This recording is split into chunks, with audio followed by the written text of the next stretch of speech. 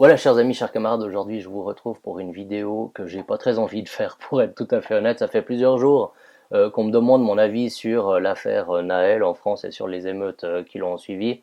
J'ai reçu pas mal de messages par rapport à ça. Et puis c'est pas un sujet très confortable pour moi pour deux raisons. La première, c'est que j'ai travaillé à la police et je sais comment les choses sont toujours beaucoup plus compliquées quand on a une situation urgente en main.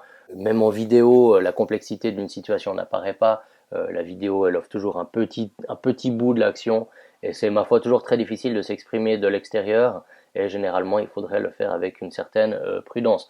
L'autre aspect, bah, c'est que je suis suisse et que j'aime pas tellement parler de situations, ne serait-ce que sur le plan géographique, que je connais pas beaucoup. Mais tout ça, ça n'empêche pas d'avoir justement un regard spécifique en tant que Suisse et d'avoir aussi un avis sur la situation générale. Alors bon, déjà, en ce qui concerne la situation générale, bah, je vais vous dire ce que j'en pense. Pour moi, bah, déjà la mort d'un gamin de 17 ans qui se prend une balle par un flic pour refus d'obtempérer, bah, c'est un drame.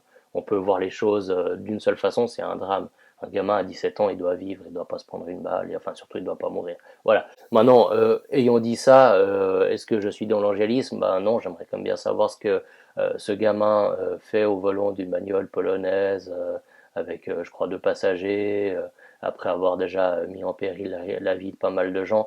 Enfin, à l'évidence, il y a un problème, bah, c'est multifactoriel, toujours ces trucs-là, mais enfin, ce qu'on voit de sa trajectoire, c'est qu'il n'y a pas de père. Et puis, bon, le comportement de la mère, en tout cas depuis que bah, c'est devenu une figure publique, il est pour le moins troublant, je dirais. En revanche, moi, ce qui me paraît clair, c'est que cette affaire, c'est l'acte de décès de la Macronie. Macron, depuis qu'il est président, enchaîne les déclarations où il montre son mépris pour les braves gens, pour les gens modestes. Alors, on a encore eu un exemple, hein, il y a quelques jours, il était à Marseille, où il y a quelqu'un qui lui disait, oui, enfin, c'est une femme qui lui disait, écoutez, mon fils, il trouve pas de boulot. Et puis, il a dit, oh, bah, moi, je fais le tour du port avec lui, je suis sûr qu'il y a 50 boulots dans des restaurants. Je fais le tour du Vieux-Port ce soir avec vous. Je vous trouve. Je suis sûr qu'il y a 10 offres d'emploi. Alors, il nous avait déjà fait cette théorie hein, il y a quelques années. Je vais vous mettre l'extrait. Hôtel, café, restaurant. Je traverse la rue, je vous en trouve. Ils veulent simplement des gens qui sont prêts à travailler. Donc voilà, il y a toujours cette idée chez Macron que bon, bah, si on n'a pas de boulot, si c'est un peu la misère, eh ben, c'est qu'on est paresseux et qu'on est en fait un nuisible presque. Et d'ailleurs, il avait même dit une fois dans un discours, c'est préparé un discours, hein, c'est ça qui montre que c'est grave, c'est vraiment le fond de sa pensée. Il avait dit dans un discours, Macron, qu'une gare était un lieu où se croisaient ceux qui avaient réussi et ceux qui n'étaient rien, comme si des gens pouvaient n'être rien. Une gare, c'est un lieu où on croise les gens qui réussissent et les gens qui ne sont rien. Bah, ça n'existe pas, des gens qui ne sont rien. Tous les gens, parce qu'ils existent et parce qu'ils sont aussi les gens que lui est censé représenter, ont une valeur inestimable. Donc cette affaire, pour moi, comme je le disais, c'est l'acte de décès de la Macronie. Macron, comme je perçois les choses, a fait le même pari un pari qui marche pas d'ailleurs, même pari que l'Angleterre ou la Suède, c'est ce pari, on se dit, bon, bah, voilà, on va acheter la paix sociale dans les banlieues, on va balancer un petit spectre comme ça, l'extrême droite, comme ça de toute façon ils votent pour moi, puis ils sont contents, et puis on achète cette paix, et on nous fout la paix, et nous on peut faire du blé. Ben ça marche pas, ça marche pas. Une société peut pas vivre sereinement, peut pas se développer de façon organique et harmonieuse sans un minimum de destin commun. Et quel destin commun propose la Macron? Bah pas grand-chose. Quand un gamin s'est pris une balle, comme je disais, et que lui nous dit oui, la France doit être aujourd'hui, c'est l'heure du calme, du recueillement et de la sérénité, et que le soir même, on le voit lui aller danser avec sa femme.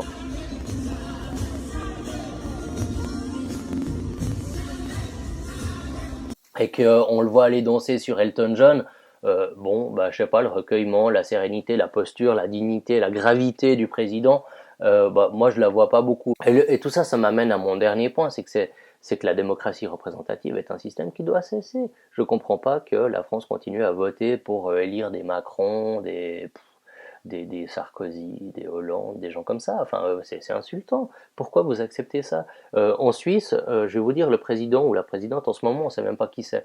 Et on s'en fout. Et pourquoi on s'en fout? Parce que ces gens sont des représentants du peuple, ils viennent pas d'une hyperclasse déconnectée de la population, ils prennent le même train que nous, et puis ils sont dans les mêmes emmerdes que nous. Et on ne peut pas avoir ce mépris extrêmement brutale, je trouve, de Macron pour son peuple. Vous n'allez pas me faire peur à votre t-shirt. Mais non, La meilleure personne- façon de se payer un costard, c'est de travailler. Voilà. C'est travailler.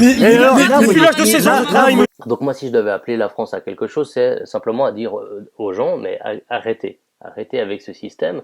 La démocratie directe à la Suisse ou le roi. Mais faites un truc entre... Enfin, c'est soit l'un, soit l'autre. Vous pouvez pas continuer plus longtemps avec des baudruches qui vous disent qu'on va vous passer au Karcher, alors qu'ils font rien derrière, et que même sans des repris de justice, c'est un entre-deux qui fonctionne pas. Donc, ou la démocratie directe à la Suisse, où vous ne votez pas pour être représenté, mais pour qu'on exécute les décisions que, en tant que peuple, vous avez prises.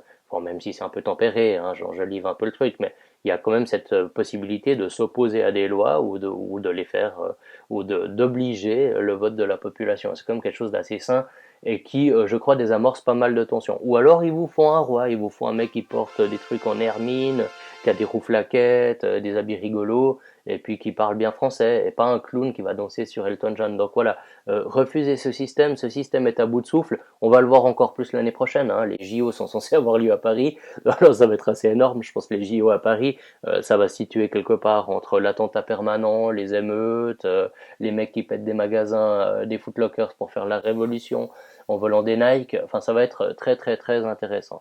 Voilà ce que je pouvais vous dire avec mon regard euh, légèrement étranger, je vis proche de la frontière, j'ai grandi à la frontière, mon père était même garde-frontière, et puis évidemment que comme Suisse j'ai un attachement très fort à la France, j'aime sa bouffe, j'aime son identité, j'aime sa longue histoire, j'aime sa destinée, même je crois qu'elle a une destinée un peu surnaturelle, la France, je pense elle a une vocation surnaturelle, c'est celle d'être un exemple pour les autres nations. Maintenant, évidemment, là aujourd'hui, la France est un agglomérat de communautés qui se parlent pas, qui s'aiment pas. Là, on a les banlieues qui s'embrassent parce que un gamin malheureusement est mort. C'est vrai qu'il n'y a pas vraiment eu de magasins qui prenaient feu quand un mec va poignarder des gosses dans leur berceau ou quand une nana qui a rien à foutre en France vient torturer une pauvre gamine. Je crois que c'était l'année dernière avec Lola.